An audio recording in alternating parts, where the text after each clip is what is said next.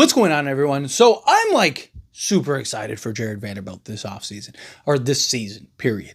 He has been putting in a ton of work, or at least we've gotten a lot of like videos and images and stuff of him putting in a ton of work. The Lakers official account posted some images of Jarred Vanderbilt continuing to working in the lab, and we've seen him all offseason working on his corner three. I mean, I feel like we've seen more videos, or at least gotten more, footage and images and stuff of Jarred Vanderbilt than like anybody else. I'm not saying that other guys aren't working as hard or even harder. I'm just saying I just feel like we've gotten a lot, particularly from the Lakers accounts, on Jarred Vanderbilt, a lot shared. But also, part of that is probably how excited or hopeful is probably a better word, hopeful all of us are for Jarred Vanderbilt this season. I mean, for years we've been talking now at this point. For years we've been talking about like Jarred Vanderbilt is like a serviceable three-point shot away. And I'm not talking about like 37, 38, 39, 40%. I'm talking about like 34, 35, 36%, right? Like, can he just like be around, at or slow, lightly below, there we go, league average from three-point range? If he can, watch out. I mean, Lakers could solve their starting three. I mean, Lakers still are their best when Jarred Vanderbilt is on the court. We went to a conference finals with D'Angelo Russell and Austin Reeves as your starting 1-2. A lot because of Anthony Davis and Jarred Vanderbilt, but because of Jarred Vanderbilt, Lakers went from like middle of the pack defensively to literally the best defensive team in all of basketball just by adding Jarred Vanderbilt. Right? And for years, our best 5-man unit was with Jarred Vanderbilt, but then he ends up getting hurt, and it's just like, now he has a full offseason, a full training camp, and I've seen a lot of people that are like, oh, we see this every year, except we haven't, right? So we saw this 2 years ago. We saw Jarred Vanderbilt working, and we got like all the film and video and all that stuff. Like, things were looking great, right? And then we got like one game where he was like 3 of 5 from three-point range. And we were like, oh no, like Jarred Vanderbilt, watch out, the league's cooked. And then he gets hurt. And then last offseason, right, he had double foot surgery. So he was laid up all offseason. So he wasn't able to work all offseason. We didn't get anything from him working up because he couldn't. He had to like learn how to walk again.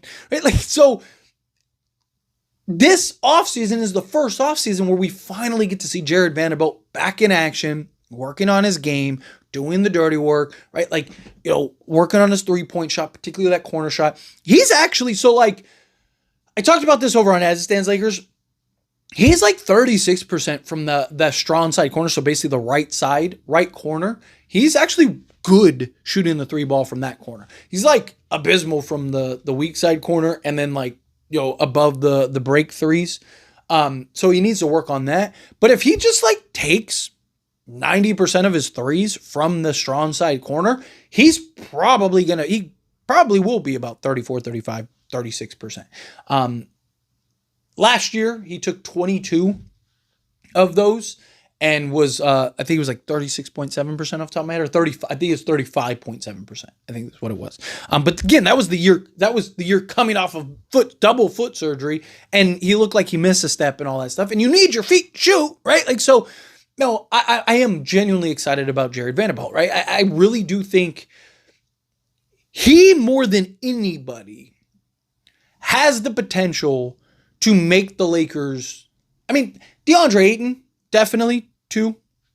But Jarred Vanderbilt has the potential more than anybody to potentially make the Lakers a true contender, right? Because even like DeAndre Ayton, I do think, I've talked about, he might even end up being the third option for the Lakers. But I think the Lakers, even if they just had a serviceable center, right, I think that they'd be really good, where they really need that 3-and-D wing. And Jarred Vanderbilt is so good defensively, right? Like, he's one of, if not the best perimeter defenders in all of basketball. That's not my opinion. You can look that up. Choose your favorite player and then go look up their stats when Jarred Vanderbilt is the primary defensive option. It is like astonishing. It almost looks fake for some of these guys. It's unbelievable how good defensively Jarred Vanderbilt is. But again, we need him to be somewhat, like, he's not going to be as big of a liability as he was when we had LeBron and Anthony Davis if he can't shoot, primarily because Luka Doncic is such a good over-the-top shooter, and he's such a good jump shooter, and that is his game. Where Anthony Davis and LeBron, like, I've talked very heavily, so I won't go too much into it, but, like, that's not their game.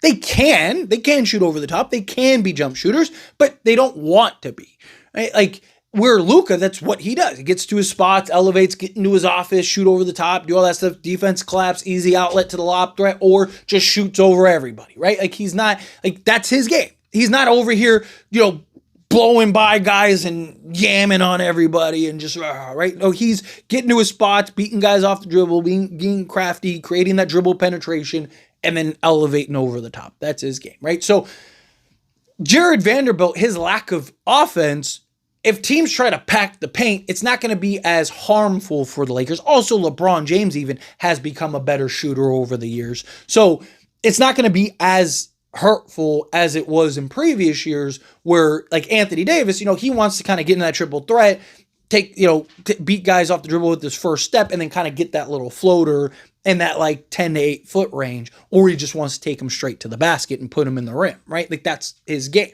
Again, he can shoot in the elbow, he can shoot over the top, little 15 in type thing, but we've all seen Anthony Davis play, right? So Jarred Vanderbilt, I don't think will be as harmful to the Lakers as he has been in the past if he's an offensive liability.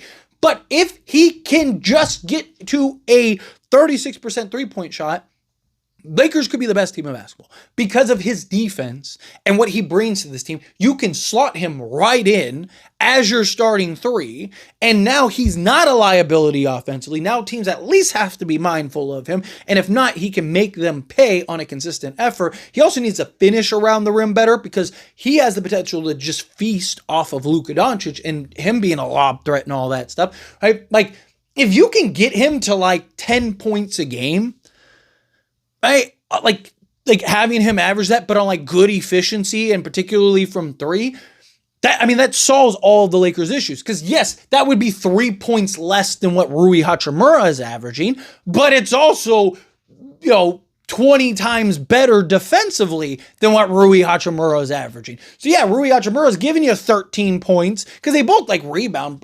Jarred Vanderbilt, I think, in my opinion, is a better rebounder. He's a better hustle player, but better dirty work guy, right? But he's a guy that like Rui give you 13, but he'll give up 20, right? Like, where Jarred Vanderbilt, if he's giving you 13, he's holding opponents to 8, right? Like, so that's the difference. So I'm genuinely excited, but as always, this is a discussion, so I pass the question to you. Let me know your thoughts and opinions down in the comments. That being said, if you haven't liked this video, hit that like button. Also, not, so we enjoy these types of videos, and I truly appreciate it. Not subscribe channel, hit that subscribe button, turn on the bell notifications. Appreciate y'all. See you in the next one.